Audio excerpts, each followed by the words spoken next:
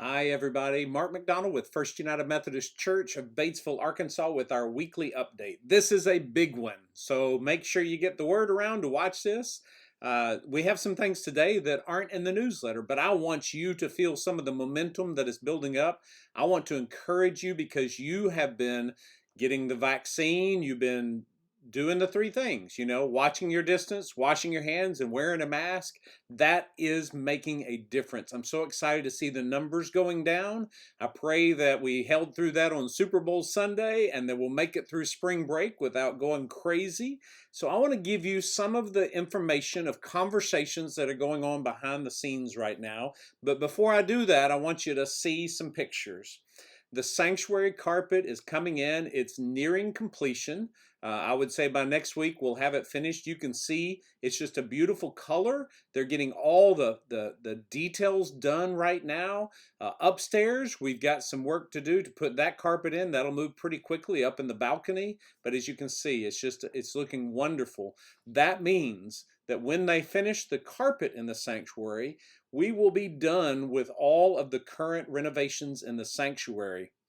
Now that gives us about 2 to 3 weeks where we're going to do some deep cleaning. We have to have the organ and the piano tuned, get things kind of back up and ready for worship. So that means that our sanctuary is within a month of being completely ready for worship.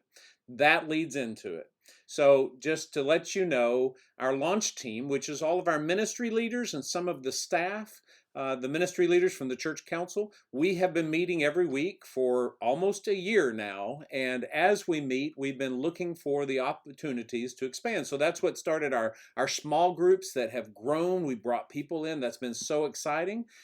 One of the big questions we have, is when can we worship together again? So we have a few things that we're stacking up toward. Just what we've been used to. We're looking at 2 outdoor worship services. In early March and late March, we're going to have an outdoor communion service that we have together. And then on Palm Sunday, which is March 28th, we're going to have a Palm Sunday service in the parking lot that will involve a processional with some of our children. As we get closer to that, we'll announce some details because then we'll know what kind of safety precautions we will take, but we're excited about that. We also are planning a Monday, Thursday service, which is actually on April 1st. No fooling. But the 2 big ones, here's what you're waiting for. Drum roll. March 17th, we have our Ash Wednesday service. Remember, that's in the newsletter today. We're going to be on the front steps of the church at noon. Now, the weather may be a factor, so watch this to see when we're going to do that. Watch for Facebook announcements. Call the church if you have questions. Noon in front of the church. We have some small items that we're going to be sharing that allow you to wear something throughout all of Lent. And then we also are planning a 5 to 6 drive-through time where you can pick up some Lent activities, and we can say a blessing over you. So that's February 17th. That's next Wednesday, not tonight. Next Wednesday, that begins Lent. The end of Lent, of course, is Easter. April 4th is Easter Sunday. We are planning a sunrise service, probably down by the river. We'll have more details of location.